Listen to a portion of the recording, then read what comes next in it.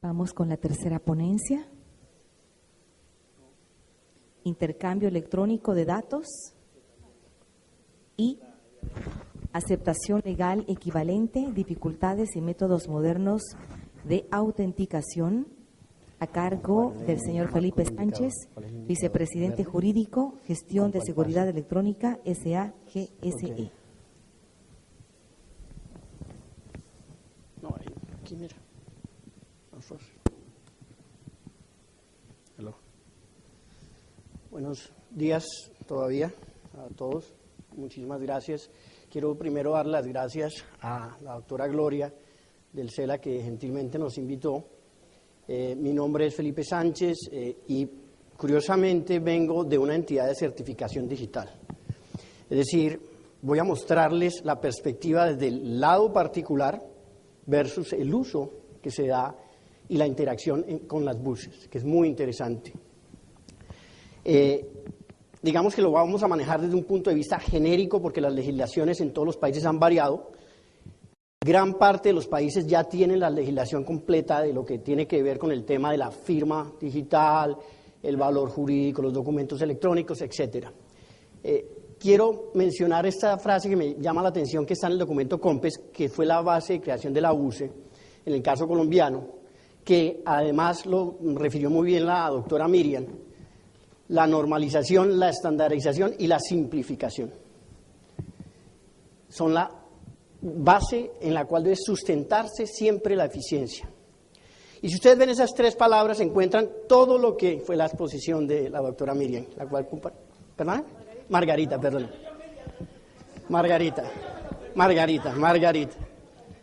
Entonces, es exactamente eso, precisamente, no pudo usted resumirlo mejor. Bien. Ahora, ¿cuál es el problema con los documentos legales? El documento legal, y voy a aclarar esto, yo soy abogado, no soy ingeniero de sistemas. Si cometo errores técnicos, discúlpenmelos, por favor. Es que siempre el soporte de papel ha sido tradicionalmente el gran esquema de frontera para los trámites.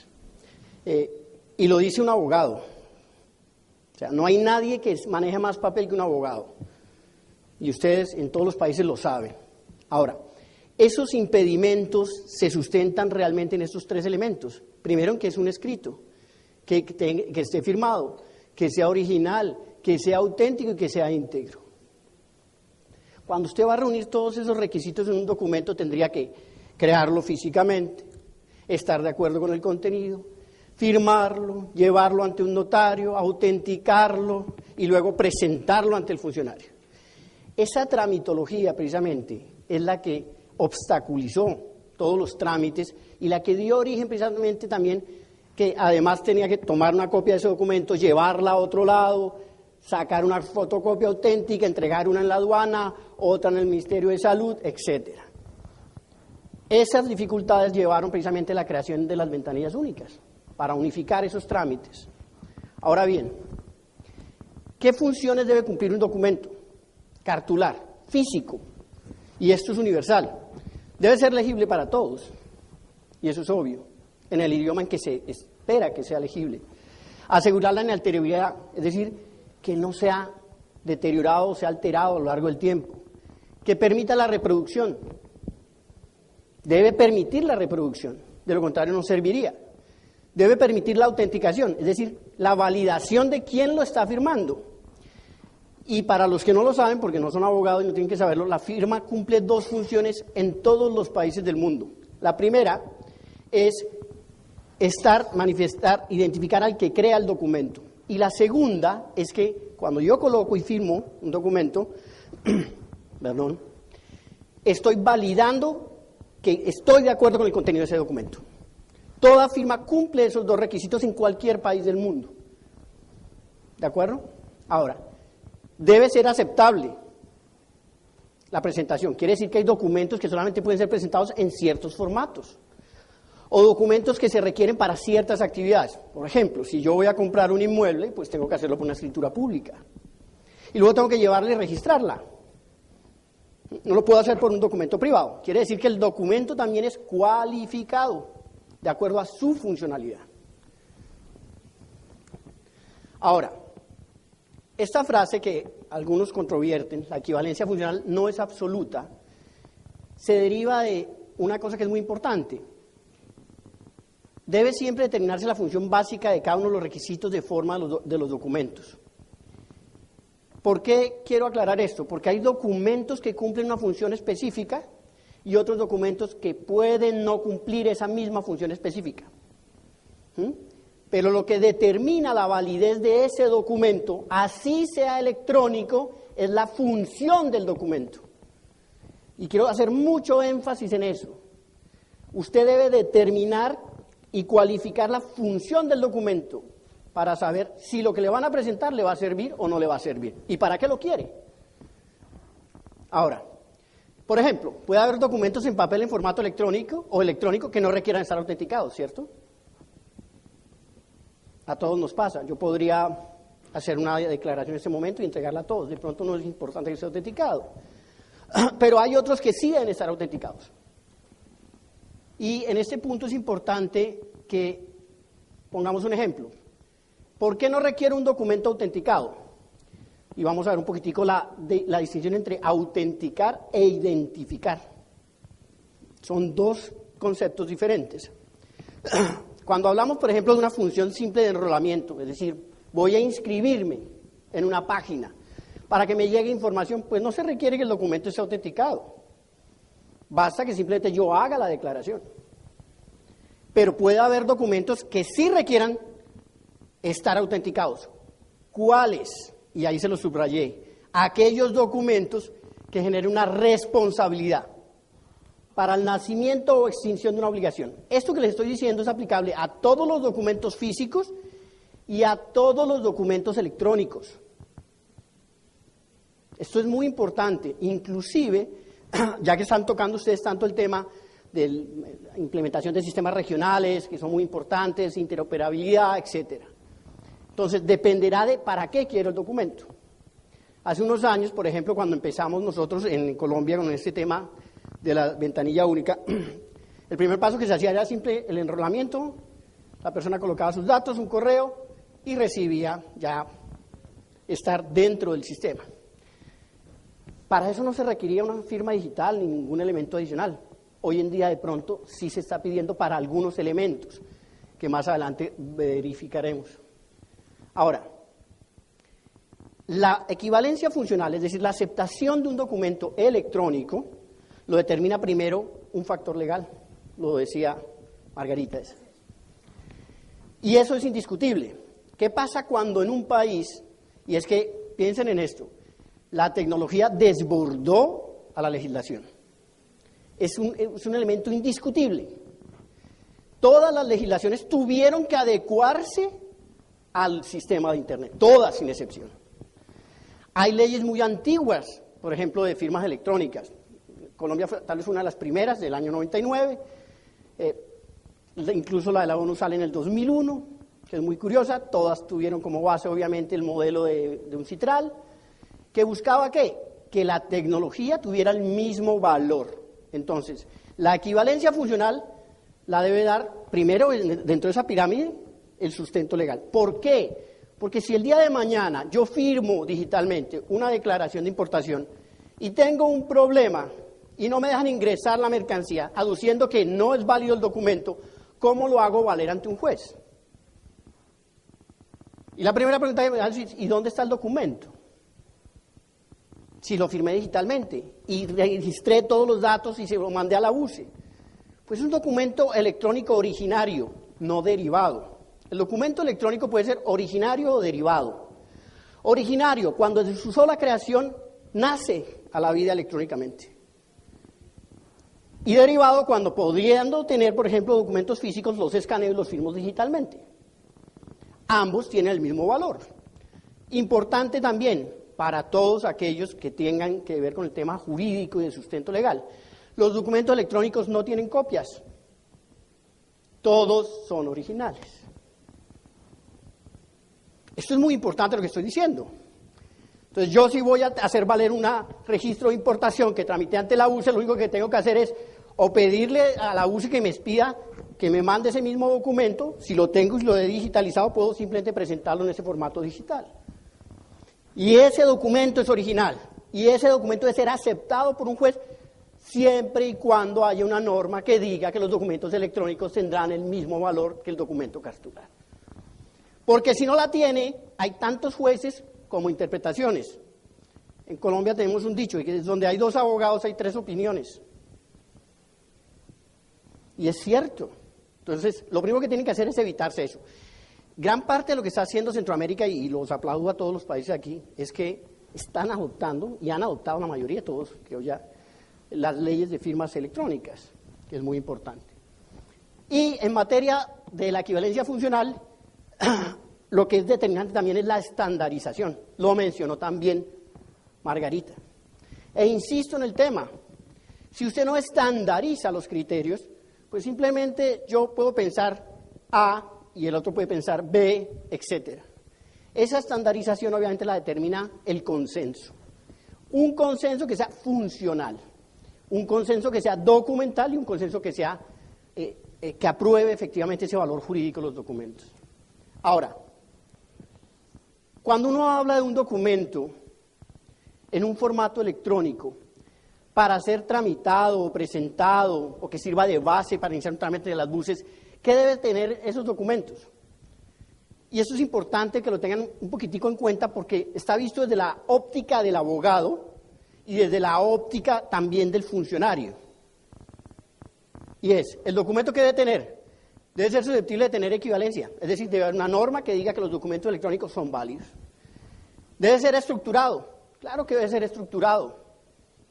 No se puede dejar al libre arbitrio de las personas simplemente que yo decía, hoy en día presento mi declaración de importación de esta manera y mañana de otra manera. Debe ser estandarizado para todos, que si ustedes buscan integración regional, si el documento no es estandarizado no van a tenerla. Deben ser susceptibles de ser firmados. ¿Por qué deben ser susceptibles de ser firmados?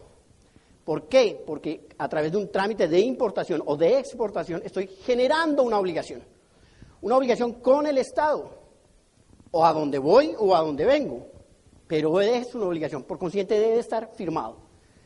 Y no hablo de una firma manuscrita, hablaremos más adelante de lo que son las firmas digitales o las firmas electrónicas. Ese contenido debe poder ser extraído, tramitado o procesado, almacenado y compartido. Si yo firmo digitalmente un documento al cual no puedo extraerle la información, el cual no puedo procesar, el cual no puedo compartir, pues ¿para qué lo recibo? Mejor no lo recibo.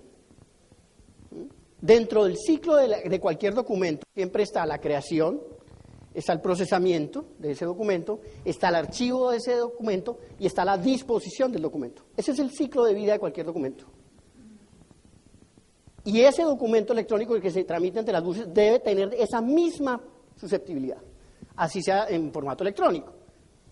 Deben ser susceptibles de ser autenticados, deben ser susceptibles de ser autenticados respecto de su originador. Debe quedar absolutamente claro quién es la persona que está realizando ese trámite, ¿de acuerdo? Y deben ser susceptibles de ser validados respecto de su no alteración. Alguien me va a decir, ¿cómo yo valido que un documento no sea alterado? Cuando nosotros damos, por ejemplo, estas charlas en la universidad, una de las cosas que siempre nos preguntan es, ¿qué es más fácil, alterar un documento físico o un documento electrónico? ¿Quién me dice? Es curioso, es más difícil alterar un documento en físico que en electrónico. Pero eso es otra cosa. Eso es otra cosa, claro, muy difícilmente. De hecho, se levantaría, y eso vamos a ver un ejemplo ahora, precisamente. Pero es más difícil alterar un documento físico en la medida en que es muy grosera la alteración. Falsificar un documento, aunque hay maestros en estos físicos, puede obviamente ser más difícil en un momento que falsificar un documento electrónico o alterarlo. Bien, ¿cuáles son las manifestaciones de esa equivalencia funcional del documento electrónico? Primero, ¿yo lo apagué? Se apagó. ¿Se apagó el computador tal vez o la presentación?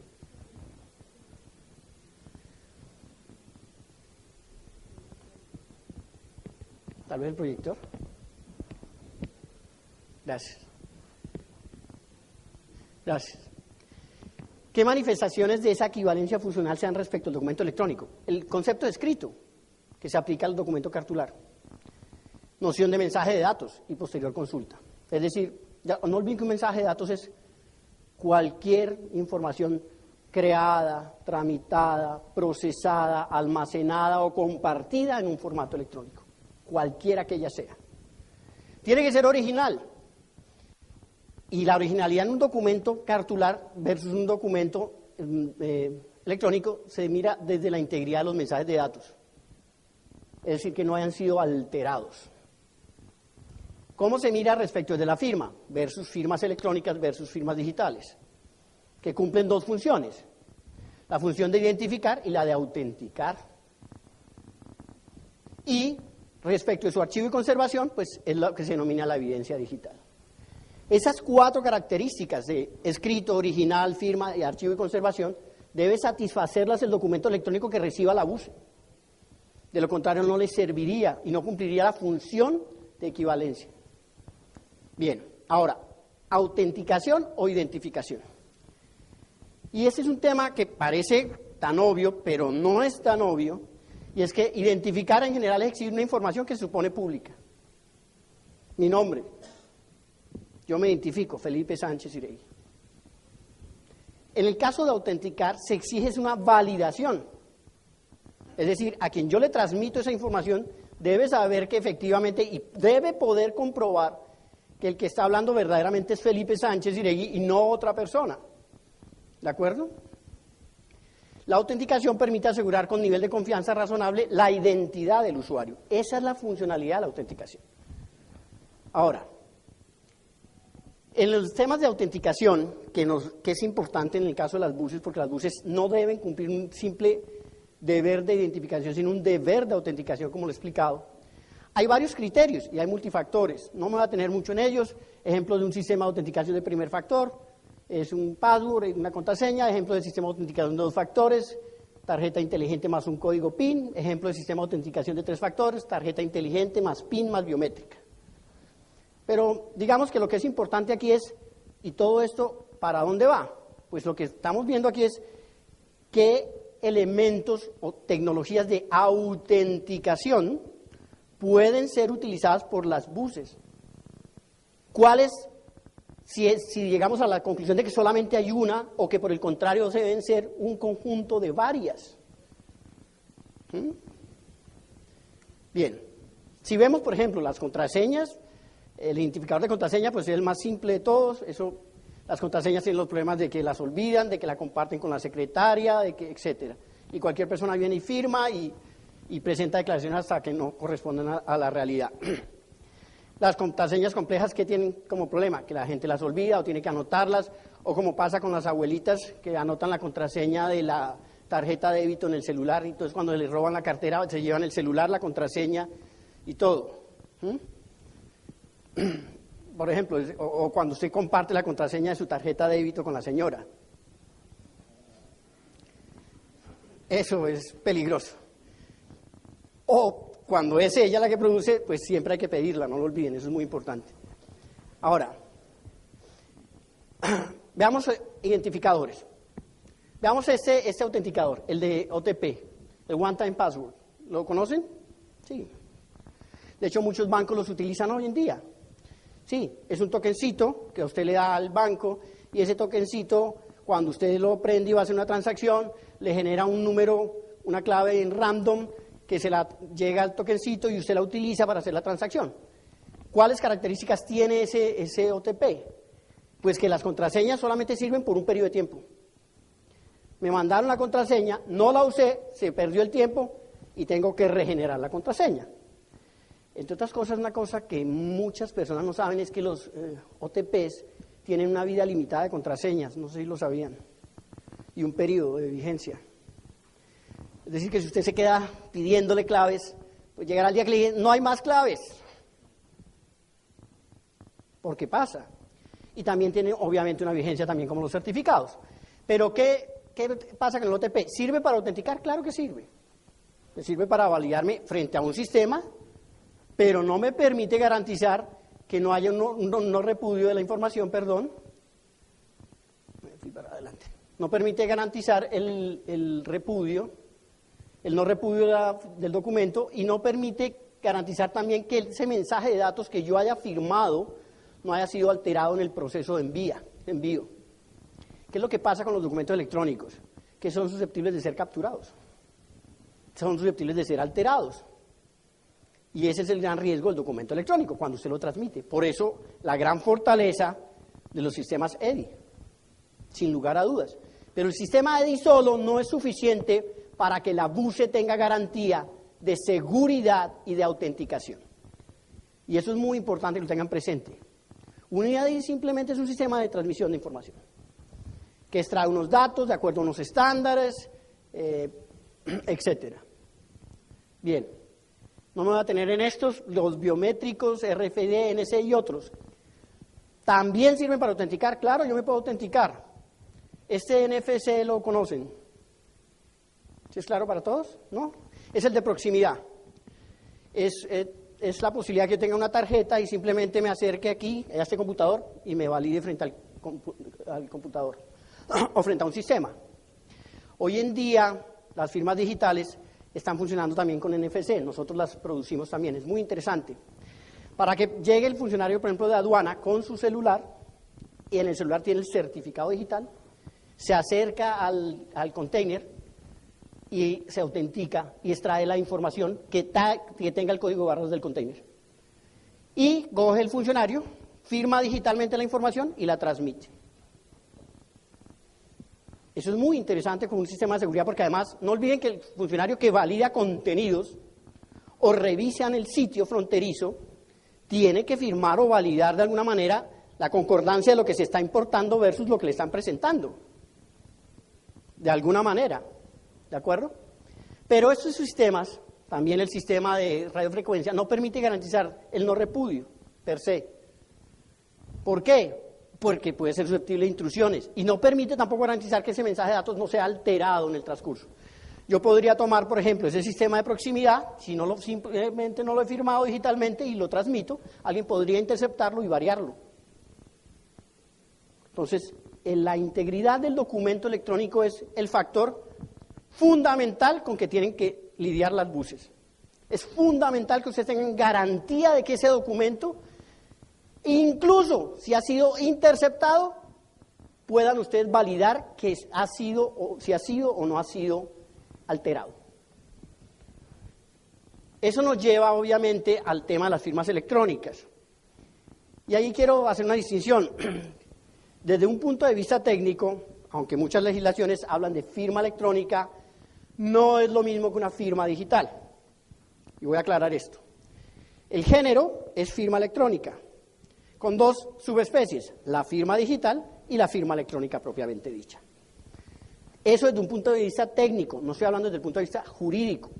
Desde un punto de vista jurídico, muchas leyes las llaman firmas electrónicas, pero están refiriendo a las firmas digitales. Quiero aclarar eso. Cuando yo aquí me refiero a firma digital es una cosa y cuando me refiero a firma electrónica es otra cosa. Voy a darles dos ejemplos. Una firma electrónica es ese password que usted tiene cuando va a sacar dinero de su cajero.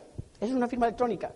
O una firma electrónica también es mi firma escaneada que se adhiere a un correo electrónico. Sí, esa es una firma electrónica, pero no es una firma digital. Desde un punto de vista jurídico, ¿las dos deberían tener el mismo valor? Sí. El problema entonces es la seguridad y la integridad del documento. Porque si yo dejo abierto mi computador y mi secretaria sabe que yo tengo la firma escaneada, pues voy a tomar mi computador y hacer transacciones con mi computador.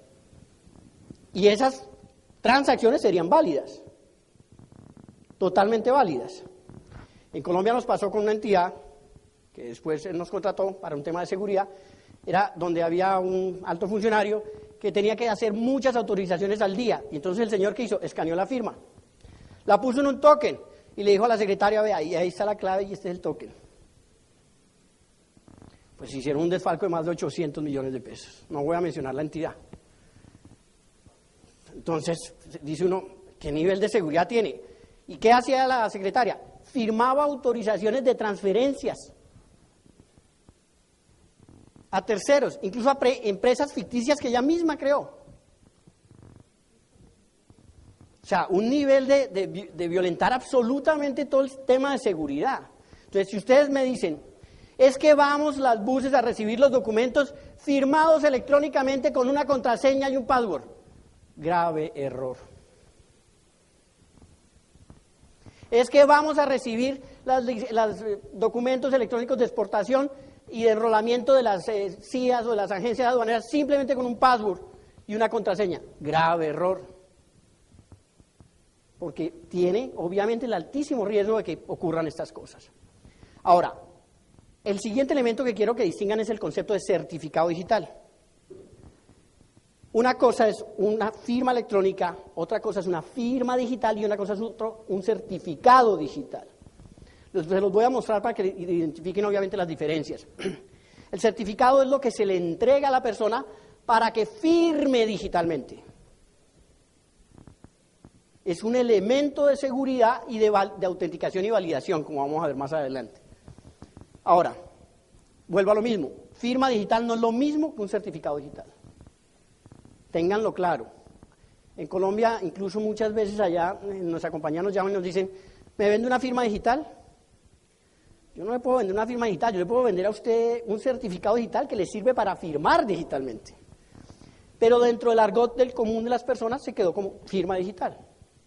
Pero lo que se vende realmente o se suministra es un certificado digital. Ahora, este es un certificado digital.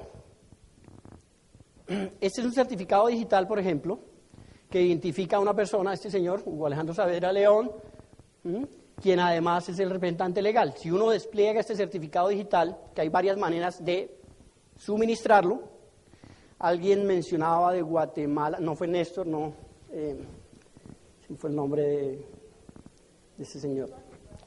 ¿Cuál era la dificultad grande con los temas de los certificados digitales? Vean, los certificados digitales empezaron entregándose en un sistema que se llama P12. Para los que no lo saben, simplemente se generaba el certificado digital y yo se lo mandaba a su correo. Y usted lo descargaba de su correo a su computador. Ese sistema P12 tiene todas las desventajas del mundo. La primera es que si se llevan el computador, bueno, tienen que saberse la clave. Pero además permitía que yo copiara el certificado digital, metía un token, copiaba el certificado digital y me lo llevaba a otro computador, lo metía en este computador y metía la clave. Con el altísimo riesgo de que si usted hacía una transacción con un certificado en P12, es decir, en software, el riesgo que tenía era que si usted lo hacía en un café en internet o lo hacía en un sitio no seguro y le copiaban la clave, tenía el riesgo de que le sacaran hasta copia de ese certificado digital. Hoy en día, en Colombia, a partir del año 2012, está prohibido entregar certificados digitales en P12. Quiere decir que los certificados digitales, ¿cómo se deben entregar? En un token. ¿Por qué en un token? Porque le está agregando el siguiente factor de seguridad. Y es algo que tengo con algo que sé, pero algo que me sirve también para firmar digitalmente. Entonces, si a ustedes se están pensando en implementar en alguna ventanilla única un sistema que permita firmar los documentos electrónicos digitalmente, exijan que siempre sea a través de un certificado que obre en un token. Así mitigan un riesgo de utilización indebida de ese certificado. Cuando uno despliega ese certificado, por dentro pues sale toda la información de la persona. ¿Qué información transmite el certificado digital? Los certificados digitales son de muchas naturalezas, hay de persona jurídica, como el que yo tengo. Entonces, cuando yo voy a ciertas conferencias, lo que hago es que simplemente con biométrico también coloco mi huella y firmo también digitalmente y me valido y me autentico. Es decir, que acredita que Felipe Sánchez es representante legal suplente de GCE, por vía de ejemplo. Hay de profesional idóneo, que identifica que Felipe Sánchez es abogado. Hay de existencia de la persona jurídica, que identifica que efectivamente una persona jurídica existe, porque todavía está en la Cámara de Comercio, no han cancelado el registro, etc. Ahora, ¿cómo funciona el esquema de una entidad de certificación? Funciona de la siguiente manera. Una entidad de certificación es realmente un tercero de confianza. Y ustedes dirán, bueno, pero ¿por qué se necesita de un tercero de confianza? Porque es que resulta que la entidad de certificación es una entidad que simplemente es registral. Va Felipe Sánchez a una entidad de certificación, a cualquiera de las 4 que hay en Colombia, se presenta y dice, yo soy Felipe Sánchez, esta es mi cédula, soy representante legal de GCE, aquí está el certificado de la Cámara de Comercio, toma la entidad de certificación los datos, llama, verifica que el certificado de la Cámara sea original, verifica que la cédula exista, verifica que la persona esté viva, llama a GCE y pregunta si efectivamente es el representante legal, y después de haber reunido toda esa información, le emite a Felipe Sánchez un certificado digital. ¿Para qué sirve ese certificado digital? Y ahí viene el gran inconveniente con las buses, y no solamente con las buses, con muchas entidades. Y es, ¿cómo hago y para qué me sirve el certificado digital? El certificado digital tiene que servirle a la BUSE para extraer la información del certificado digital y poder autenticar a la persona. Entonces me dirán ustedes, ¿y quién valida que efectivamente la información de las entidades de certificación y la que están entregando sea válida? Pues un organismo de acreditación. En el caso colombiano era la Superintendencia de Industria y Comercio, pero hoy en día es la ONAC, que es el Organismo Nacional de Acreditación. ¿Qué hacen estas entidades? Actualmente nosotros nos estamos recertificando nuevamente. Vaya a la empresa, verifica todos los sistemas con los cuales se validan las identidades. Entre otras cosas, me hicieron un ejercicio muy curioso que quiero comentarles a ustedes, y es que nos dijeron, pídale un certificado digital a esta persona, nos dijo el funcionario de la ONAC. Como el sistema es todo automático, se metieron los datos y salió, porque el sistema le pega a la registraduría de validas y la cédula y dice, no, pero esa persona está fallecida.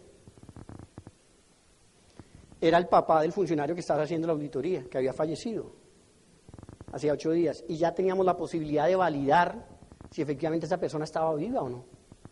Es muy interesante. Entonces, las entidades de certificación deben acreditarse, y no cualquiera puede emitir un certificado digital. Ustedes me dirán, ¿yo puedo tener certificados digitales de entidades no acreditadas? Sí, pero corre el riesgo de que como no tiene un sistema de acreditación y de validación de sus procesos, le metan, como decimos en Colombia, un certificado chimbo o falso, ¿de acuerdo? De ahí la necesidad de la acreditación. En Colombia tenemos ya 4 entidades de certificación, y quiero un poco mencionarles nuestra experiencia desde la óptica nuestra. En Colombia hubo un monopolio de facto de una entidad de certificación, que era Certicámaras. Era de facto porque nadie más había aplicado los certificados digitales. Pero un certificado digital en Colombia costaba en esa época, a plata de hoy, $400. Cuando nuestra compañía entra, obviamente se rompe el precio, porque ya no es un monopolio, hay otro jugador, y el precio cae a $100. Hoy en día se venden los certificados en $25. Teníamos el certificado digital más costoso de todo el mundo. Eran más baratos incluso allá en Arabia, aunque no me lo crean. Entonces, esa es la función que cumple la entidad de certificación. Ahora, ¿cómo se firma realmente un documento digitalmente? Lo que hace realmente es que se presenta el formulario, por ejemplo, me meto en el formulario de la BUSE, tomo todos los datos, me dice fírmelo, introduzco el token, se despliega el certificado digital y me dice, ¿va a firmar con qué certificado? Con este, yo escojo con este certificado, y lo que hace un software que debe estar instalado o en el computador de la persona o en el software de la BUSE, que es lo recomendable para facilitar el proceso, es extrae los datos del documento, extrae los datos del certificado digital, los fusiona y firma digitalmente el documento. Así es el proceso de firmado. Quiere decir que si yo tomo ese documento y quiero ver si está firmado digitalmente, le digo, muéstrame si está firmado digitalmente, y lo que hace la BUSE es despliega el certificado y sale Felipe Sánchez, representante legal de GCE, etc. Insisto, recomendación técnica. Tienen que facilitarle a todos los usuarios que vayan a usar firmas digitales que los firmadores estén en el sistema de la BUSE. Porque si usted no le facilita al usuario el empleo de la tecnología, pues el problema va a ser que no la va a usar. Va a decir, ay, es que ahora tengo que descargar otro software y tengo que tenerlo en este computador, y si quiero firmar desde otro no puedo. No va a poder si usted le obliga a que tenga que descargar un software siempre. Eso técnicamente es muy fácil de hacer, además, con una API de firma. Técnicamente no es complejo, es muy sencillo, más de lo que ustedes creen. ¿De acuerdo? Eso es lo que es un documento firmado digitalmente. Quiero mostrarles este ejemplo. En esta imagen, nosotros fue firmada digitalmente, y una de las características que tienen los documentos firmados digitalmente es que si usted los altera, si ustedes ven está firmado, pero si yo lo modifico, automáticamente saca una advertencia aquí, que dice, este documento ha sido alterado después de firmado. Eso es lo que garantiza el concepto de integridad del documento. Y ustedes miran, y se necesita un sistema, y se necesita validar, y se necesita... No, es muy sencillo. Yo puedo firmar un documento en PDF como este, y cualquier persona en cualquier computador puede saber si fue alterado después o no. Y vean lo curioso, a ese documento, si ustedes los ven, aparece exactamente igual que el otro. Lo único que le hicimos fue agregarle un bit. Imagínense. Entonces sería muy fácil modificar documentos. La gran ventaja del documento firmado digitalmente es que usted introduce el documento y de una vez puede saber si el documento ha sido alterado. El mismo sistema se lo dice, sin ningún inconveniente además. Lo que no pasa con ningún otro sistema de autenticación. Ningún otro sistema per se, por su propia naturaleza, le garantiza a usted que el documento que está firmado no haya sido alterado después de su creación. La firma digital sí lo hace. Finalmente, quisiera mostrarles este cuadro. Cuando uno mira los métodos de autenticación, pues tiene el identificador de clave, pues otra vez se fue el...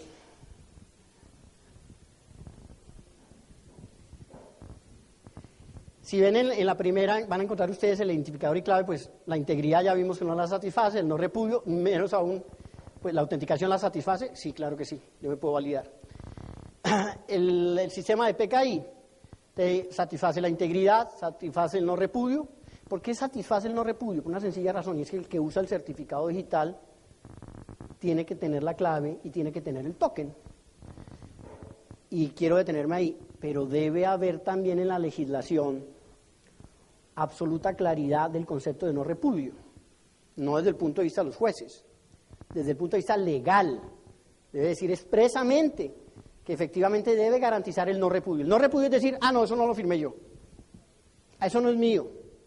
Pero un momento, si su deber es administrar el token y la clave, luego usted no puede repudiarlo.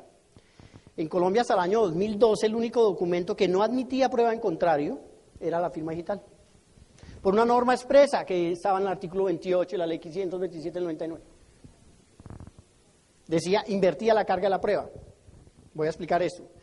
Si yo presentaba ante un juez un documento electrónico y la persona contra la que lo exhibía, por ejemplo un contrato, decía, no, es que yo no firmé eso, la persona decía, un momento, usted tiene que probar que efectivamente hubo una alteración en ese documento electrónico. Imagínense esa carga de la prueba, o sea, es la carga de lo imposible.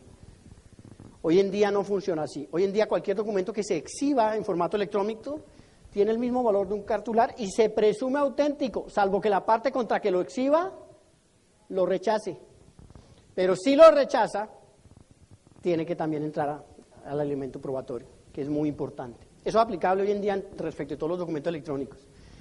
Las OTPs, lo mismo, tienen integridad, no tienen repudio, pero sirven para autenticarse. El sistema de radiofrecuencia exactamente igual, tarjetas más identificar clave igual, biométrico igual y el sistema de aproximación que les mencioné es igual. Quiere decir que el único sistema de autenticación hoy en día que por su propia naturaleza, y aclaro nuevamente, que por su propia naturaleza garantiza la integridad de un documento es el que esté firmado digitalmente. Eso es muy importante que lo tengan presente. Lo mismo, el concepto de la claridad de para qué se va a exigir y qué sistema de autenticación se va a emplear. Y por eso les digo, hay uno que es, cuando usted vaya a firmar un documento electrónico que genere una obligación o extinga una obligación en cualquier persona, debería ir firmado digitalmente. Pero si usted va a tener otro documento, por ejemplo, el lector de un código de barras, pues utilice otro método de autenticación, como el de radiofrecuencia o el de aproximación. Quiere decir que entonces en las buses debería haber un sistema integrado que maneja, para validación en puerto, ¿basta un sistema NFC? Sí. ¿Basta un sistema de radiofrecuencia? Sí. Pero para firmar la declaración de importación o para firmar el documento por parte del funcionario que imparta la autorización, sí se requiere que esté firmado digitalmente. No olviden que no existe solo la obligación de parte del particular ¿De acuerdo? También respecto al funcionario, porque no olviden que el funcionario lo que crea es un acto administrativo que da un valor jurídico. Y ese documento electrónico que está en un acto administrativo también debe ir firmado digitalmente. Eso también es importante. Luego, entonces, la interacción va de ambas vías. Otro tema que quería mencionarles es cuál es la gran dificultad de implementar certificados digitales en las buses o en cualquier entidad. Es la primera parte, es que efectivamente cuando el documento electrónico llegue pueda ser leído, validado en el sistema.